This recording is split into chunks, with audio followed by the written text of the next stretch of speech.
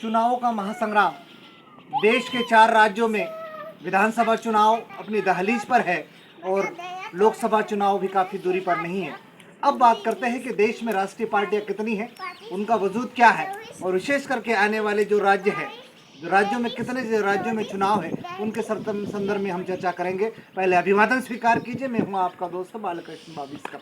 तो मैं सबसे पहले बात करता हूं कि इस देश में कितनी राष्ट्रीय पार्टियां हैं। इस देश में लगभग 6 राष्ट्रीय पार्टियां हैं, जिसमें प्रमुख राष्ट्रीय पार्टियों में Bharatiya Janata party, Congress party, Bahujan Samaj party और ऐसे कई कुल मिला के 6 राष्ट्रीय पार्टियां हैं, जिन्होंने भारत में एक व्यवस्थित काम करते हुए अपने वजूद को बनाए रखा है और इन वजूदों के आधार पर भारतीय जनता पार्टी सबसे बड़ी पार्टी के रूप में उभरती है और ऐसा भी दावा किया जाता है और ऐसे भी तथ्यात्मक आंकड़े सामने आए हैं कि भारतीय जनता पार्टी दुनिया की सबसे बड़ी पार्टी है जनसंख्या के आधार पर। अब बात करते हैं विधानसभा चुनाव पर। क्योंकि मैंने कहा कि विधानसभा चुनाव दहलीज पर है, यानी कि नवंबर के लगभग संपूर्ण भारत के 5 राज्यों में से कुछ राज्य जैसे मध्य प्रदेश और जो राज्य 4 अन्य राज्य हैं, उन राज्यों में चुनाव की सुगबुगाहट शुरू हो गई है।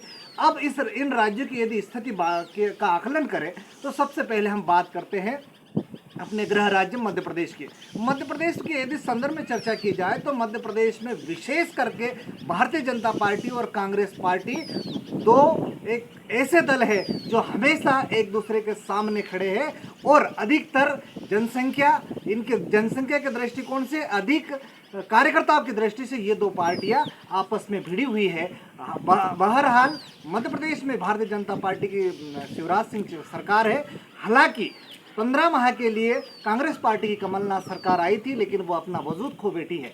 लेकिन उस अपने खोए हुए वजूद को प्राप्त करने के लिए, क्योंकि कांग्रेस पार्टी भारत की सबसे पुरानी पार्टी है और पुनः सत्ता में लौटने के लिए वे तन मन धन से प्रयास कर रहे हैं, उसी प्रकार जिस प्रकार भारतीय जनता पार्टी के शिवराज सिंह चौहान ने तमाम ऐसी योजनाएं, जन कल्याणकारी योजनाएं शुरू की है जिसके माध्यम से प्रत्येक व्यक्ति का कल्याण हो और प्रत्येक व्यक्ति तक सरकार की योजनाओं का पूरा लाभ पहुंचे और उनको योजनाओं का लाभ मिले। इसको लेकर भारतीय जनता पार्टी एक जमीनी स्तर पर सामने आ गई है। और सबसे बड़ा उदाहरण देता हूं मैं आपको, भारतीय जनता पार्टी का सबसे बड़ा मास्टर स्ट्रोक है लाडली बहना योजना। और लाडली बहना योजना के माध्यम से ये कयास लगाए जा रहे हैं या ये कॉन्फिडेंस आ रहा है या इसको लेकर वे पूरी ताकत से जनता के बीच में जा रहे हैं कि आने वाले समय में उनको आशीर्वाद स्वरूप लाडली बहना देगी। उसी प्रकार कमलनाथ सरकार ने भी 15 माह के कामकाज को बताया और उन्होंने भी लाडली बहना की तर्ज पर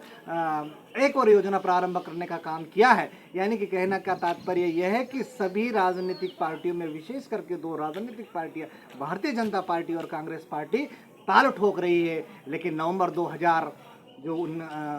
2023 है, वो उसमें जनता जनार्दन किसको आशीर्वाद देगी, किस करवट बदलेगा, ये आने वाले समय में हमको जानकारी मिलेंगे। इसलिए आज से मैंने इस एपिसोड में ये शुरुआत की है कि कितने राष्ट्रीय पार्टियां हैं, कितना वजूद है, किन की योजना है, किन किन की बातें जनता तक सीधी तक पहुंच पाएगी और उसको लेकर राजनीतिक स्तर पर जो बड़े चेहरे हैं, जो बड़े स्टार प्रचारक है, वो किस प्रकार से अपनी बात रखते हैं। इसी बात को रखने के लिए बड़वानी जिले में 16 तारीख को मुख्यमंत्री शिवराज सिंह चौहान आएंगे। उससे पहले कमलनाथ जी ने दस्तक दी है और ये दोनों राजनेता किस प्रकार जनता को लुभा पाएंगे या जनता जनार्दन इस बात को समझेगी कि कौन उनका हितैषी है।